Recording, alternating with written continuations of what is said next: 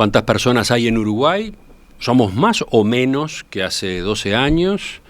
¿Cuánto hemos envejecido como población? Ayer se conocieron los datos preliminares del censo 2023, que finalizó hace un par de meses y que, recordarán, se realizó de forma presencial y digital por primera vez. ¿Qué revelan estos números?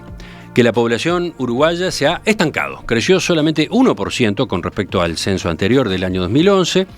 Además, se confirma que hay un envejecimiento acelerado de la población. De hecho, el segmento de más de 65 años de edad sigue en aumento. Y en el otro extremo, baja la cantidad de personas de 0 a 14 años.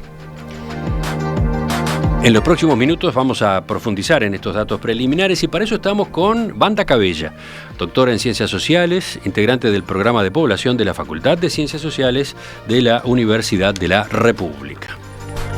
Wanda, bienvenida, gracias por acompañarnos. No, muchas gracias por invitarme. Más cerca del micrófono. Buen día. Digo Wanda, pero es con es W, Wanda, ¿no? Sí, pero es Wanda. Es Wanda. Muy bien dicho. Wanda. Yo mencionaba, este es el primer censo que se hace de forma híbrida, ¿no? Presencial sí. Más digital. En general, ¿qué conclusiones sacan ustedes de esta metodología? Bueno, que funcionó muy bien. O sea, eso obviamente hace falta evaluar como todo el censo, como toda la operación censal en general, pero la idea inicial es que, bueno, primero tuvo buena respuesta.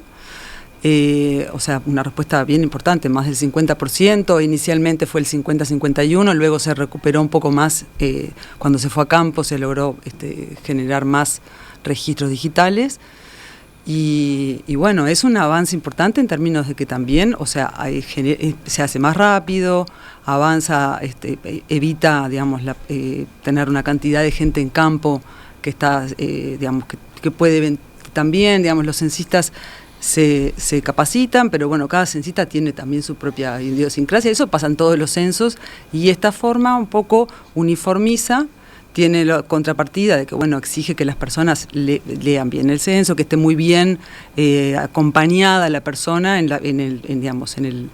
cuando llena virtualmente, acompañada en términos de que las instrucciones sean claras, etcétera. Pero los censos son, en principio, cuestionarios sencillos y pensados para que pueda contarlo toda la población. Además, no estábamos inventando nada, ¿no? No. En el mundo se hacen así. No, en América Latina solo Argentina lo hizo así. O sea, el censo estrictamente como censo digital, o sea, planificado como censo digital, solo fue de Argentina. En América Latina, otros países hicieron estrategias de recuperación una vez que no llegaron al total, algunas algo mezclaron, hicieron pruebas, pero solo somos Argentina y Uruguay. Argentina llegó a un 50%,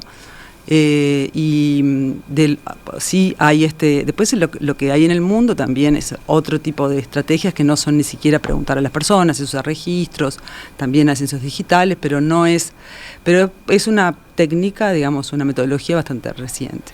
Es una metodología bastante reciente. Yo no recordaba eso, no tenía tan claro eso. Estados Unidos, por ejemplo, mezcla en el censo del 2020. Estados Unidos usualmente hace censos, digamos, postales, digamos, o sea, son epistolares, usa el correo, la gente responde y devuelve. Esta vez, que además tocó en plena pandemia, fue 2020. Bueno, pero es un paso intermedio, entre comillas. Antes de lo digital, sí, la gente llena por su cuenta los formularios. Estados Unidos, claro, sí, Estados Unidos planifica sus censos con 10 años, termina uno y empieza a planificar el siguiente. Entonces ya tenía, o sea, había censo digital, había censo, digamos, por carta, y había censo presencial. O sea, cuando la gente no llenó, van y hacen el censo puerta a puerta. Lo que hubo ayer fue la presentación de datos preliminares. Sí. Hay un margen de error en esa información. Sí, claro. O sea, lo que hay, eso quedó muy claro en la presentación. Lo que se presentó fue una cifra estimada de la población. Y digamos, falta un tiempo razonable, unos meses, que son usuales en cualquier trabajo postcensal, de contraste con otras fuentes, que ya alguna parte se hizo. Esta estimación viene también de contraste, de revisar con otra información, pero lleva tiempo, hay que estimar cuál fue el error de la omisión. Está publicado en el INE, en la nota metodológica, son 2 valores. Hay un 5%, o sea, las posibilidades de error en un censo son no haber llegado a los territorios, por ejemplo, no se llegó a un lugar, no se censó el total de personas en la vivienda, aunque se entró en la vivienda, aunque se accedió, o en el hogar, o las personas no contestaron, se sabe que hay moradores que están ahí o están ausentes y no sé. Entonces la cifra total se compone un poco de todas esas partes. Las cifras que dio ayer el INE, no en la presentación, pero ya están digamos, en la parte más técnica, en la ficha técnica, es alrededor de un 9% que no se censó. Es un 5% de personas que se consideran moradores ausentes, o sea, puertas que fueron tocadas, que se sabe que se llegó, pero que no respondieron, no abrieron la puerta, rechazos de alguna manera o no se encontraron, y otro porcentaje que es el porcentaje estándar que se va estimando porque, bueno, uno tiene la dinámica demográfica, tiene una cierta idea de cuántas personas debería encontrar. Estos datos preliminares con esas características que estamos comentando, ¿pueden utilizarse? ¿Ya se pueden utilizar para trabajos, para estimaciones de largo plazo? No. Mejor no. No, y el INE también, o sea, creo que explicó ayer, esto es un dato preliminar estimado sobre la población que fue efectivamente censada, ¿no? La población efectivamente censada es una, la población estimada, que fue el dato que se dio ayer, es otra. Ahora lo que falta es hacer una estimación bastante más fina, que de hecho el INE está ahora, creo que acaba de terminar lo que se llama la encuesta de cobertura. Hay metodologías que permiten, una vez terminado el censo, ir a campo y chequear si efectivamente las personas fueron censadas y si la cantidad de personas en el hogar son las que efectivamente se contaron. Eso se usa bastante, además de chequeos indirectos que tienen que ver, por ejemplo, sabemos cuánta gente murió, cuánta gente nació, nos cuesta más saber cuánta gente emigró o emigró. Pero eso todo ayuda a llegar a una cifra final que, y esto es importante, esa cifra final que se logra a tiempo después de terminada la operación censal y después de incluso dados estos datos, es la base de la proyección de población, que es un dato que va a durar un tiempo largo hasta el próximo censo. Bien, eso lo conoceremos el año que viene. Probablemente, no dijeron exactamente, pero bueno, viene todo con bastante agilidad. En principio esperemos conocerlo el año que viene. Entonces, bueno, vayamos a lo que a la gente seguramente le interesa más, la parte resumen. Según estos resultados preliminares del censo 2023, la población estimada es 3.444.263 personas, y si se compara con la población estimada de 2011, lo que aparece es un crecimiento de solo 1% en el periodo intercensal. Es 1% y con una tasa de crecimiento anual baja, de menos, digamos, de 0.08 también, ¿no? O sea, es por 1000, o sea que por cada 1000 personas que había en el censo en el año anterior, hay una persona, mientras que en otros censos, digamos, nos da que hay 2, 3, etc. Va, digamos, disminuyendo, lo cual tampoco es una novedad. 1%, una variación muy menor. Muy baja. Muy baja, que estaba dentro de las expectativas. Totalmente. No sorprendió a nadie. Ya habíamos conversado de estos temas, ¿no? Nadie esperaba que fuéramos a crecer o que esperábamos eso, un estancamiento o todavía no un decrecimiento en el total, pero sí un estancamiento. La tasa anual media de crecimiento viene bajando, viene descendiendo desde 1996. Sí. ¿Por qué? Ahí vemos la gráfica, ¿no? ¿Por qué? Y bueno, ahí son los componentes demográficos son los que explican esa caída. En primer lugar, porque el primer factor es la caída de los nacimientos, ¿no? Eso hace que, digamos, año a año se vaya como ralentizando la dinámica demográfica. Otro factor importante que ha estado en Uruguay presente y estuvo muy presente sobre todo por lo menos hasta el último censo, fue la emigración, ¿no? Sobre todo desde los años 60, y eso ya lo dijo Adela Pellegrino con mucha claridad, Uruguay es un país que, digamos, tiene una emigración estructural, ¿no?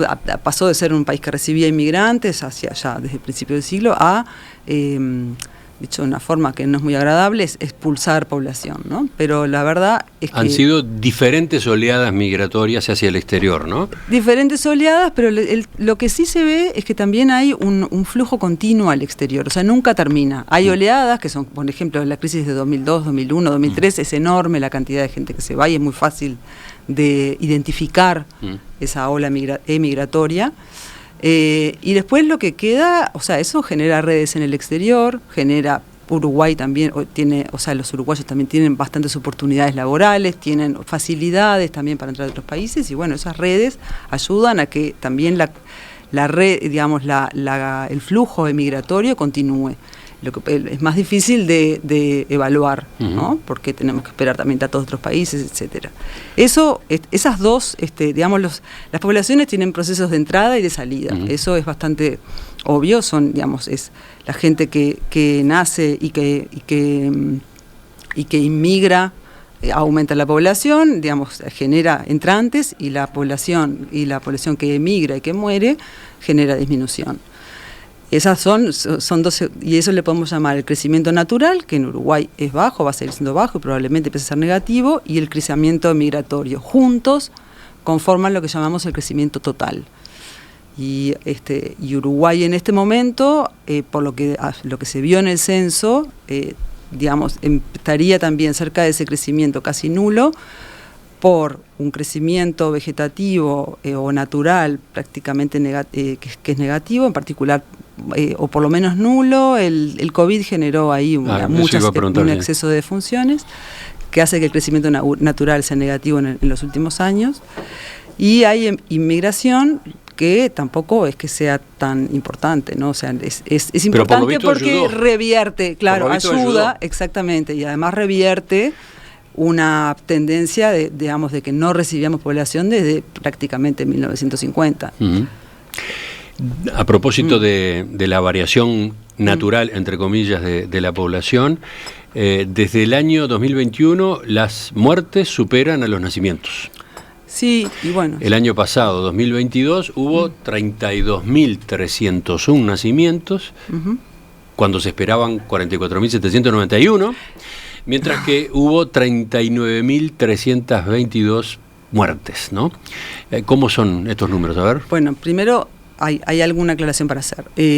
O sea, la cifra esperada de nacimientos es la cifra esperada de acuerdo a la proyección que se hizo en base a los datos de 2011. Ajá. O sea, por eso que es importante esa población que uno llega a decir, bueno, tengo esta población y a partir de ahí proyecto.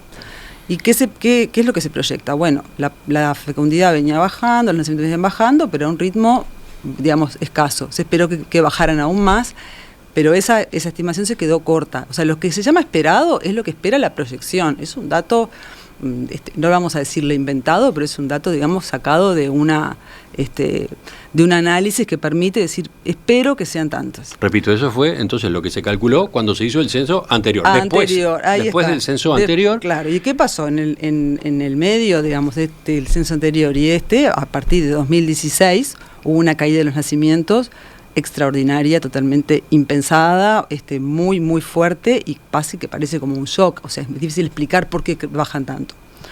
Entonces, eso hace que una componente del crecimiento natural, que son las entradas, se reduzca mucho. Y además coincide, entonces los nacimientos esperados, bueno, obviamente se alejan mucho de los nacimientos efectivamente ocurridos.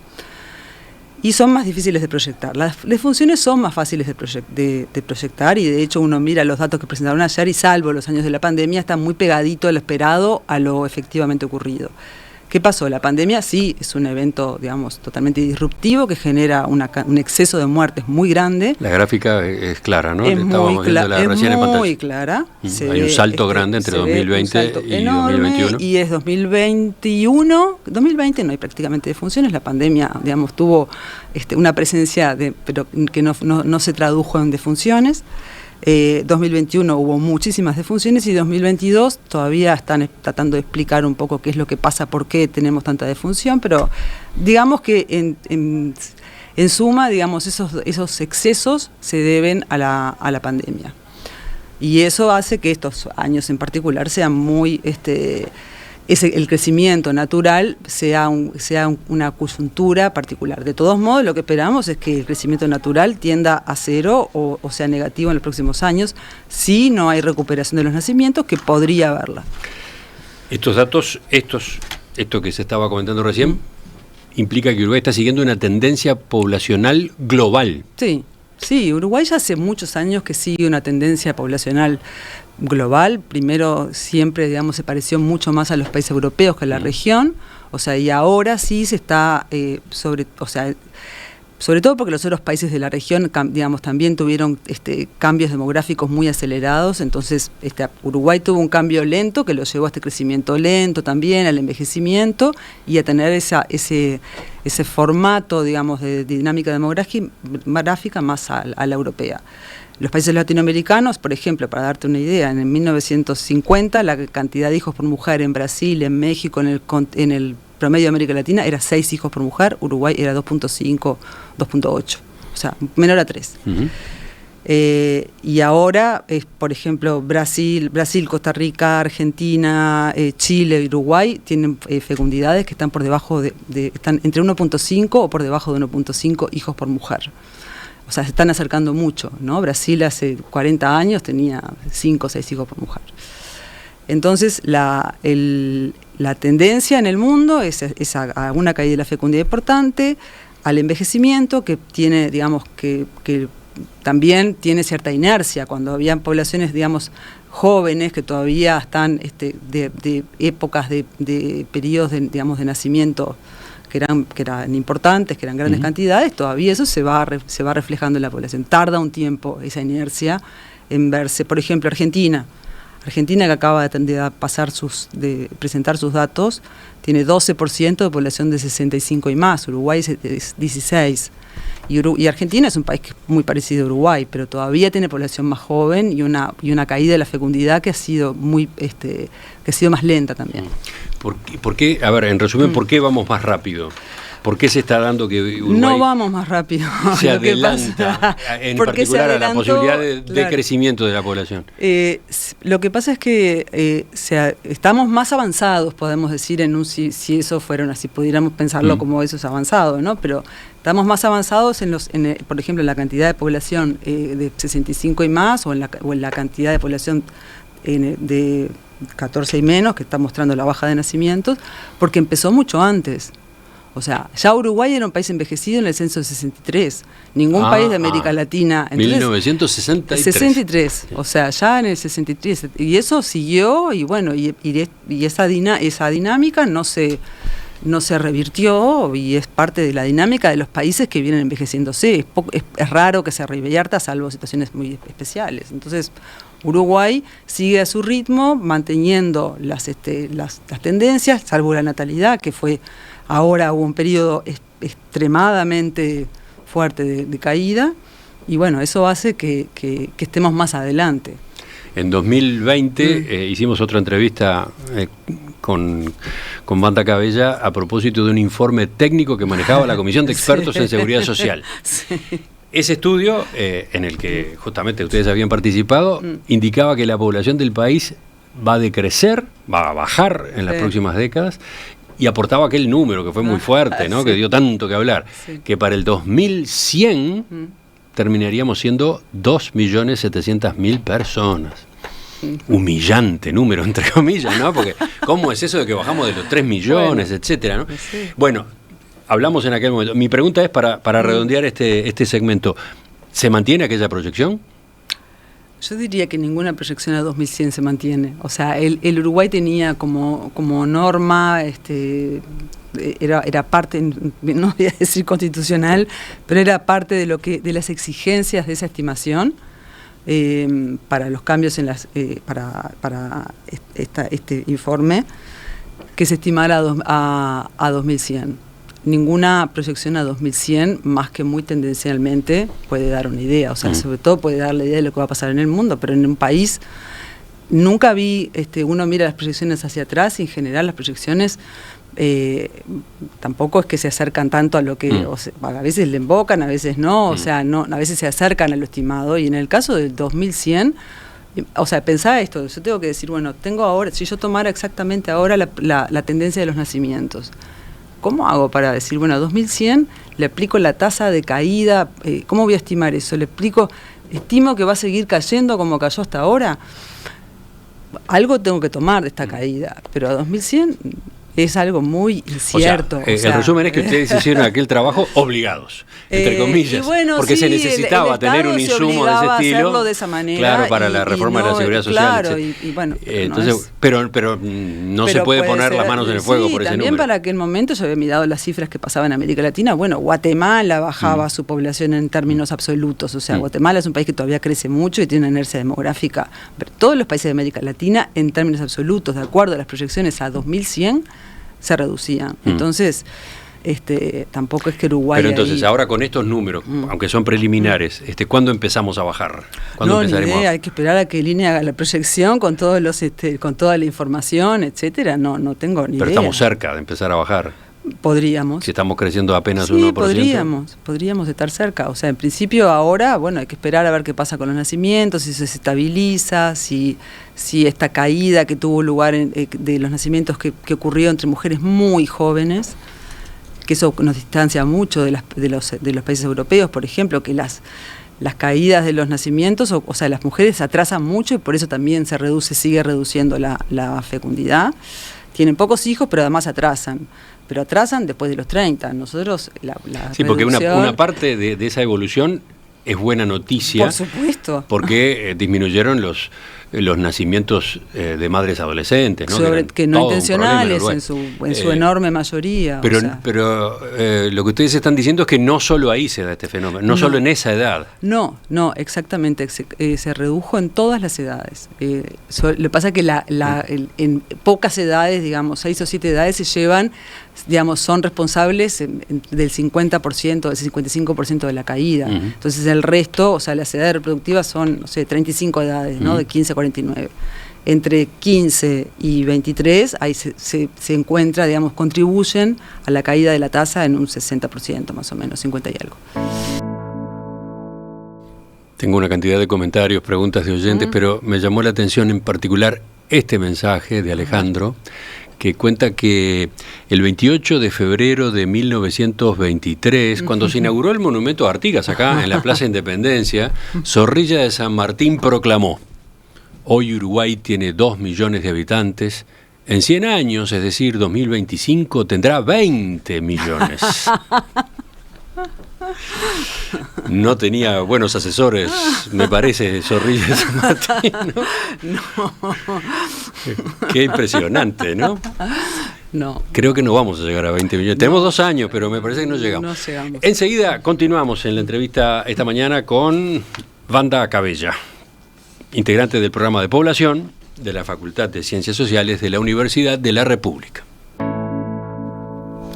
Ayer se conocieron los datos preliminares del censo 2023, ese que finalizó hace un par de meses y que se realizó de forma presencial y digital al mismo tiempo por primera vez. El número más grueso, la conclusión más fuerte, la población uruguaya se estancó. Creció solo 1% con respecto al último censo de 2011 y, según dijo el director del INE, Diego Abual, si no hubieran estado los inmigrantes, hoy estaríamos informando que la población cayó. Los inmigrantes hicieron que tuviéramos una leve ganancia de población en el periodo intercensal. Bueno, eso que yo estaba citando recién, ustedes lo comparten, ¿sí? Sí, o sea, es como también muy en el margen, ¿no? Son muy poquitos inmigrantes y tenemos crecimientos, o sea, en el total de los 3 millones y algo que somos, pesa poco, digamos, pero es verdad que en términos de la imagen, ¿no?, del crecimiento, sí, hay creo que alrededor de 60.000 inmigrantes contados en el censo, y eso en todo el periodo. Entonces eso hace que sí, que el crecimiento migratorio parezca mayor. Todavía falta, digamos, más análisis, pero en principio sí, uno puede decir que la migración contribuyó a que el país creciera un poquito. Ahora falta saber qué va a pasar con ese movimiento inmigratorio, ¿no? Sí. Por ejemplo, de ese segmento argentino que vino a instalarse a Uruguay en los últimos años, parece que una parte está volviendo, ¿no?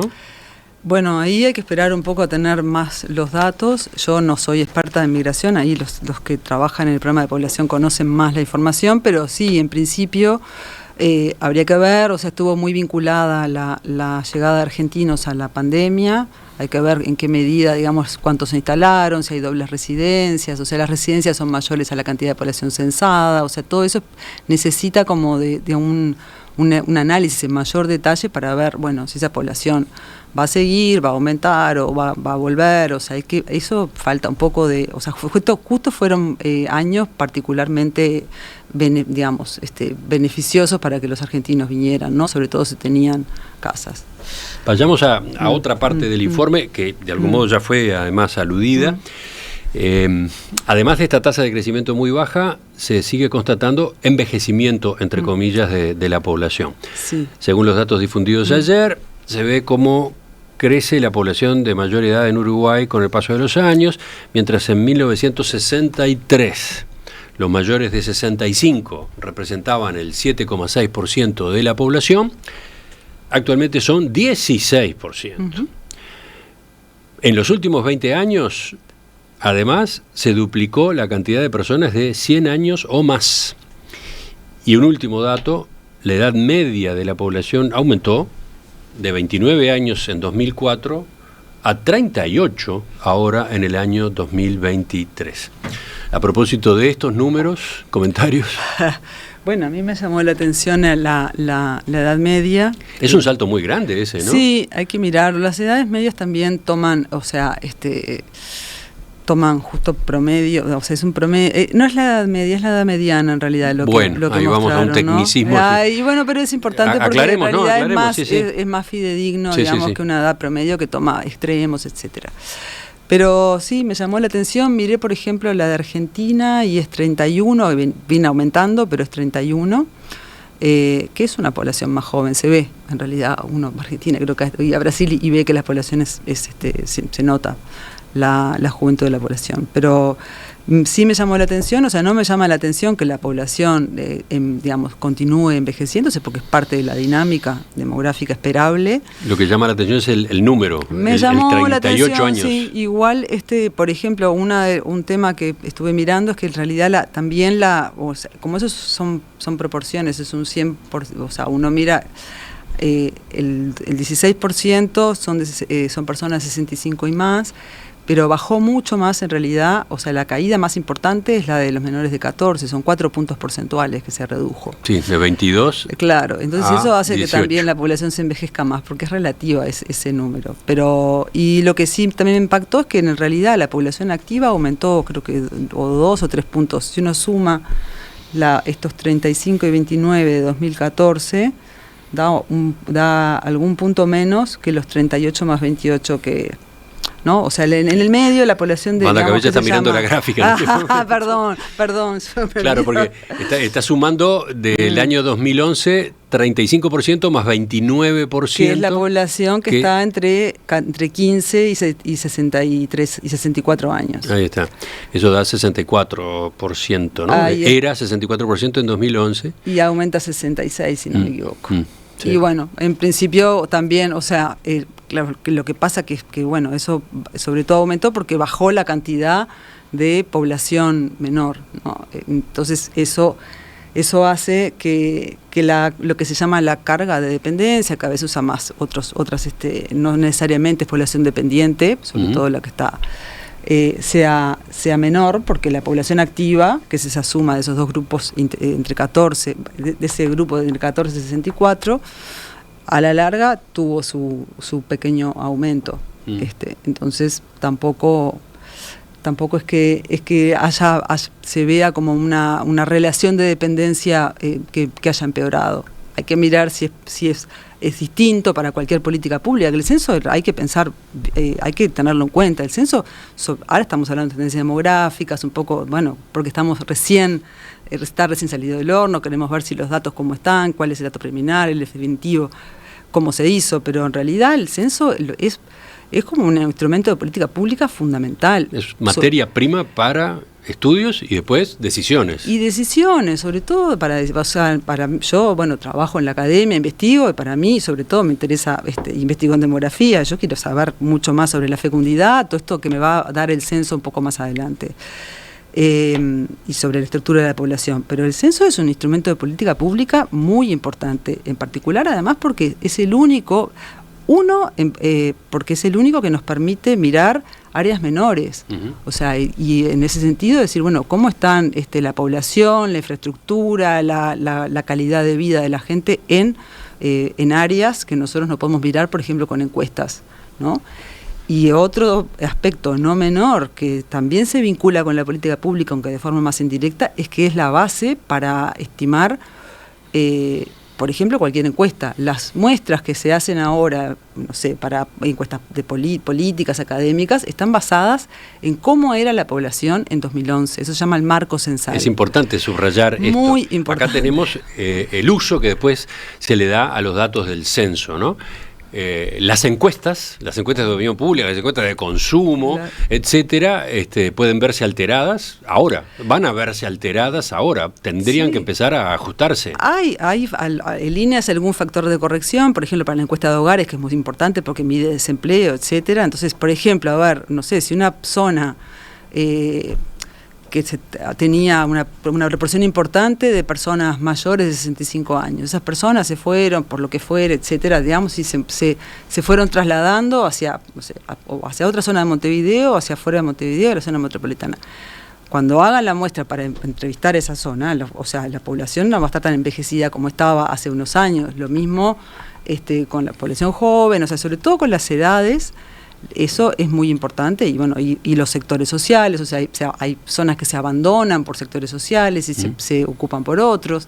Todo eso necesita, digamos, de una actualización de la foto. Ayer dijeron una imagen que estaba buena, de alta definición. Es una imagen de alta definición. Por los problemas que tenga, siempre Uruguay hace buenos censos. Este censo también nos va a proporcionar una imagen de alta definición que va a permitir, bueno, ver cómo se distribuye la población en el territorio. Hablando de eso, justamente, en cuanto a población urbana y rural, las cifras que se presentaron ayer muestran que ha ido disminuyendo la población rural, hasta llegar al 4%.